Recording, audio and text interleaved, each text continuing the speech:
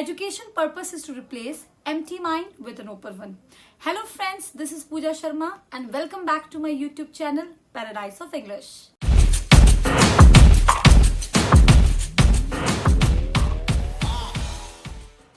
So friends, I'm here again with one more video lesson, and this is in continuation to my previous video on sentences, and here I'll brief you more about sentence structure. So let's get started. In this video lesson, we will learn about sentence structure and different type of sentences, simple, compound and complex. We will do a differentiate between the three and we'll do a exercise in between. So let's begin. So what's a simple sentence? A simple sentence is one which contains a subject and a verb. Or you can say a simple sentence is one which has only one finite verb. It means it has a subject and a verb. Let's see the examples below. First, I am a teacher. Here subject is I and verb is am. Second, Ashini kicked the football. Subject is Ashini and verb is kicked. Third, we are having noodles for dinner tonight. So the third one is little tricky. As you can see, we is the subject here and it has two verbs, are having. Actually, it is in phrase verb. First one is are and second is having, but that act as the same. A simple sentence is also called an independent clause. So what we have seen in all these three examples, a simple sentence contains a subject and a verb. Now what's a compound sentence then? A compound sentence is one which contains at least two or more independent clauses. Now independent means that clause which has the meaning of its own, which is a complete sentence on its own, which is meaningful. So these clauses are joined by a coordinating conjunction or a semicolon. We'll see the example below. I am a doctor. My wife is a teacher. Now what you notice in the first example, if I'll say I am a doctor, my wife is a teacher, so it doesn't make any sense. But if I'll join these two clauses together using and as a coordinating conjunction, so it will be I am a doctor and my wife is a teacher. Now that sounds much better. The second one, the duck quacked, the horse neighed. Here we have separated the first clause, the duck quacked, with a semicolon. The third one, he didn't have enough cash, he paid by credit card. So we are joining it with so. So it will be he didn't have enough cash, so he paid by credit card. Words like and, but, so, they are called coordinating conjunction. So they act as a link between the. Well, we have to remember one thing while making compound sentences. When we connect two independent clauses, we put a comma after one clause, then a conjunction, and then the second clause. Now we'll move to the next slide. We'll do an exercise here. We have to combine simple sentence into compound sentences using coordinating conjunction. Number one, she dropped her phone on the floor. It broke. 2. I told my roommate to turn off the TV. He didn't.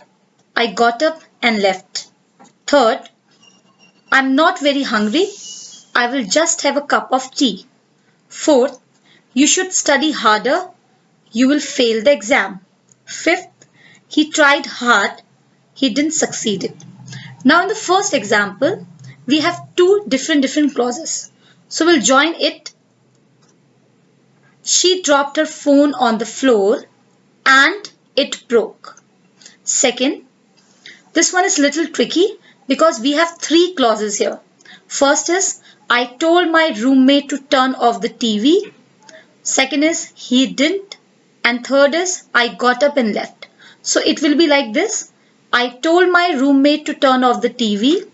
but he didn't, so I got up and left. Third, I'm not very hungry, I will just have a cup of tea. I'm not very hungry, so I'll just have a cup of tea. Fourth, you should study harder or you will fail the exam. So it is like option based. Fifth, he tried harder but he didn't succeed it. Now let's talk about complex sentence.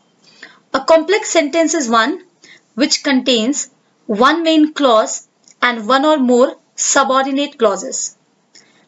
The clauses are joined using subordinate conjunction or relative pronoun. Let's see the example below. When I got home from work, let me know, you can't go out and play, I love to travel, all the student passed. Now what you noticed here, if you see the first example, when I got home from work, if I'll speak like this, so it is not making any sense. If I'll say, when I got home from work, and then you will ask me, okay, then what happened? So this thought is not a complete thought.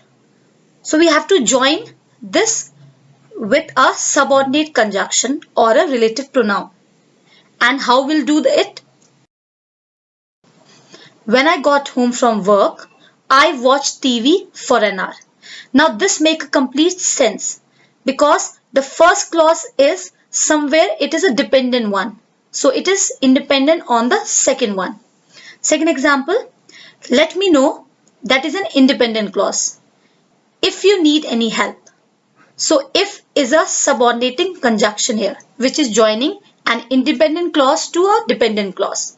Third, you can't go out and play. This one is an independent clause and until is used here as a subordinating conjunction. Until you finished your homework.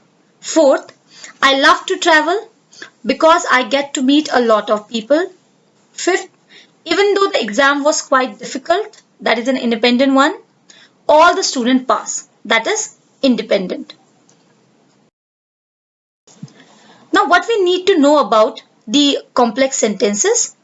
So they start with dependent clauses with some linking words like when, because, even though, if, until, as soon as, while, since, as, and so on. Who, whom, which, that are the most often used relative pronouns which are basically used in making complex sentences. A complex sentence has a dependent clause and an independent clause. It is also called a subordinate clause. Now let's talk about compound complex sentences.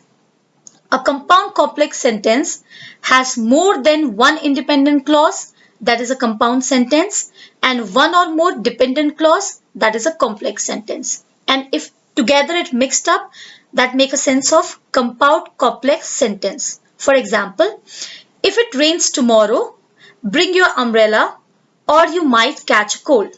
So if it rains tomorrow, it's a dependent clause. Bring your umbrella is an independent one. Now you'll say bring your umbrella, how it could be an independent one. So it is like without subject because there is no subject over here. So we'll see in the other sense. Bring your umbrella, it's an imperative sentence. And in the case of imperative sentences, the subject is already understood. Here subject you is already understood. You bring your umbrella. And we have connected this independent clause with conjunction or you might catch a cold. When we'll arrange it, it will be if it rains tomorrow, bring your umbrella or you might catch a cold. Do subscribe it and do not forget to hit the bell icon.